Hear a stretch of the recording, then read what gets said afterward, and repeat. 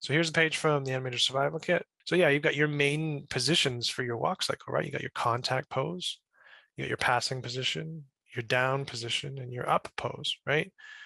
We're not going to be straying from that too far. Like if you look at the main extremes from your dog walk here, you've got your contact in the back. And in the front, you've got this kind of like semi-passing position. It's not going to match exactly what a passing position looks like in a biped, but that's the dog version of a passing position, right? So you can see in the back here, you've got your pelvis, and this is the line. This line right here is the up and down. You can track the up and down of the back hips and the front hips, right?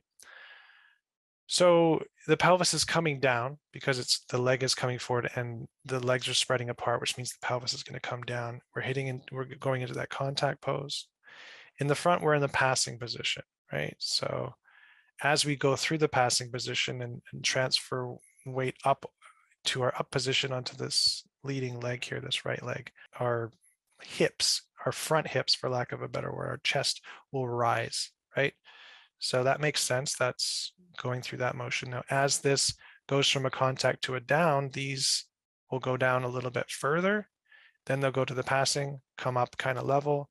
Then they'll go to the up position and then come up, right? So it's just going through the same motions, up and down, right? You'll notice that they're out of phase by a roughly the same amount, right? So like if you look, when one's in a contact position, the other is in a passing position, right? If you go to this contact position, this is in the passing position in the back now, right? So it's essentially two biped walk cycles. If you want to think about it in that simplified form, they're out of phase, they're offset, delayed, however you want to think about it there. Just think one's in contact, one's in passing, and then just go through the rest of the sequential locomotive positions that you already are very familiar with bipedal walk cycles. Okay. So you also notice up here, it's got some interesting stuff about how the spine moves from a top view, right? So as you know, this this chest here, you can see this paw is reaching forward up here. That might be your contact pose right there. Then, that's going to rotate the chest that way for the extension of that move. And then the back one is going to be doing something sort of the opposite, where it's like this leg right here is reaching forward. So this pose right here feels similar to like this pose to me, just because this back leg is trailing, it's coming forward. So there's still a little bit of extension back in these hips to account for that. Now, you don't really have to worry about this, is kind of what I want to tell you. It's like you do, but it's going to kind of be taken care of for you if you do the hips and the legs right. Then you'll just look at your top view and it'll look fairly close to this. It'll just kind of work itself out. Moving on from this, I wanted to jump into this reference. And I'm sure you've seen this reference before. This is from the film Balto. The animators did a whole bunch of test animation, figuring out anatomy, mechanics and of wolves and all that stuff. And the reason I show this stuff now, typically there's a rule in animation: when you're studying something, you study the real world, you study live action. You don't study other animation, right? I mean, you can study animation for, inspiration, but generally if you want to get the best information, you go to the source, which is, it's all based off of nature, right? So the problem is even though we're living in this digital age where we have super high res, super slow-mo footage and so many choices at our disposal, sometimes it's hard to find something that's like clear to see. Sometimes the best reference is the worst resolution, if you know what I mean. So I like this because it's super clear what's going on. And that's just because everything's been stripped away and it's color coded, right? So you can see the same thing sort of happening in this one. When you have a passing position, you're kind of sort of in your contact pose. It's a little bit different. Now, this is a bit of a difference that you'll notice in a lot of dog walks. And there's another example I'll show right after this. It can be off by a couple of frames. I want to stress the one's in a contact, one's in a passing position as kind of like a starting point for your blocking, right? But once you get into the actual locomotion, you might feel like you're watching it and like the legs don't feel right. They might like the legs might feel behind or ahead or something. So this is where this stuff becomes interesting because depending on the breed, depending on the kind of walk the dog is doing and the personality of the dog itself, it can vary quite a bit. But that's a general starting place that'll get you in the ballpark, and then you can refine from there. So what you can do though, if you look at this, this is generally like, this is what I would consider the passing position pose right here, or maybe even this one, right? It's just coming into the passing of the other leg.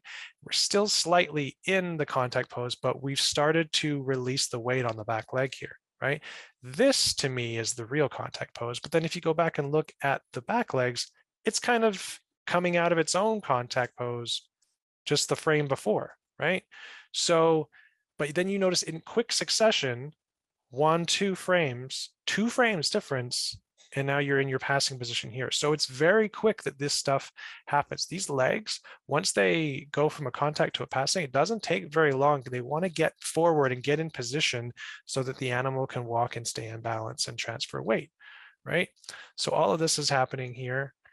And it looks almost like, if you just watch it like this, it looks like the contacts are happening pretty much at the same time, but they're just sort of offset by 2 frames, not a full 3 or 4 frames like you would normally see in a traditional walk, right? So yeah, it's a fine line, but you'll find what works for you. Now, I'll show you in my example what I found worked for me for Scout. I'll also show you some other reference, and you guys can decide what kind of thing you're going. There's a lot of things that can work within the kind of body type or breed of the Dalmatian type size dog, but generally you're kind of constricted to the anatomy to a certain degree. There's wiggle room, but you can't do a really bouncy little like pug walk on a Dalmatian, or a little Chihuahua walk with a bouncy butt, or you can't do like a lumbering Great Dane walk. You absolutely can, but you got to make it work for the body type of the dog you have. It would have to be that dog's version of that type of walk, right? So yeah, this is a really great reference. If you want to look it up and study it, Balto pencil test, BALTO, and you'll find it. I think it's on Vimeo somewhere. I just have it in a folder. I got it years and years ago when I was an animation student, but yeah, super great stuff. And then here you can see another example of this. One of my students last term submitted this as like reference. And I thought it was super great reference just because it was super clear, right? So you can see like they're sort of in contact pose right here in the front. You come through to the passing and we're still kind of in our contact. So we just start our contact right here. We just are coming through releasing the weight on this back one, but this back leg is already released, right? It starts coming forward very quickly. It hits the passing position just as this one starts releasing, right? Which is very similar to the Balto pencil test, right? Right, and then forward, you hit your contact. You're hitting your contact right here just as this one's coming forward. It's coming forward, right? So you can think of it as slightly offset couple of frames. You can also think of it as like, no, this is the contact and this is what a front leg dog passing position looks like, right? You can just think about it whatever makes sense to you, right? But we just have to get the locomotion in sync so that you have one weight shift happening in the front balanced with one in the back, right? So you always feel like you're in locomotion, and so that your legs aren't leading or sliding forward, or your weight isn't ready to be received on one of the legs. That just all has to be in sync, and we'll get into that in your pencil test. I'll be calling that out as I see that it's not in order, right? The thing I wanted to point out, which is really clear in this reference, I was going to point it out in the previous one, but hey, if it's super clear in actual dog reference, then I'm going to do that.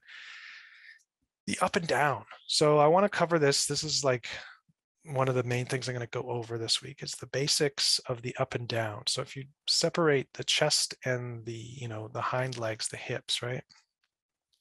There's a lot more up and down movement happening in the back, right? So you'll notice that you hit your contact pose, you come up right, onto your passing position. Then you come down. I'm tracking this mass right here, okay? Then you come down and you hit, right? So you hit. You can see this foot contacts there. On that frame it contacts, and then the next frame, you can feel it absorb the weight a little bit. You can see this angle of this joint here come down and absorb that, right? That kind of stays in place while this upper leg, which was at this angle, is coming forward and is now at this angle, which is pushing down, and you feel that absorption of the weight there, right? But the other thing you see is immediately down, now track these hips. Boom, they spring up very quickly, right? And that's something that I like to highlight to show a variety in dog walk. I like to see the difference in the weight of the back end versus the front end. Front end, you've got your rib cage, all your vital organs, all of this mass in the front. So it would follow that the front wouldn't rise as high as the back. In addition, the back legs are kind of your engine. That's where the power is. You look at the springiness of the legs, how much muscle is in these legs, right? So you've got the strongest legs and the lightest part of the dog. So of course, this is going to have more up and down. It's just going to be more, it's going to be more easy for the dog to translate that weight up and down, right? Front legs or front chest area by comparison, all of that weight, those legs are mainly for steering and agility, right? They don't have the power that the back legs have. So you add those together and you get quite a big difference in how much up and down you get in just the TY values of the front and the back, okay? So keep that in mind as you start blocking things out. You can start with the same values, but then you'd want to scale one down or scale the other up by comparison. And now if you just look at it right here, you can definitely see there's the back is going up a lot more, and it helps that it has a big bushy tail to really, you can really feel that springiness to the back. Okay.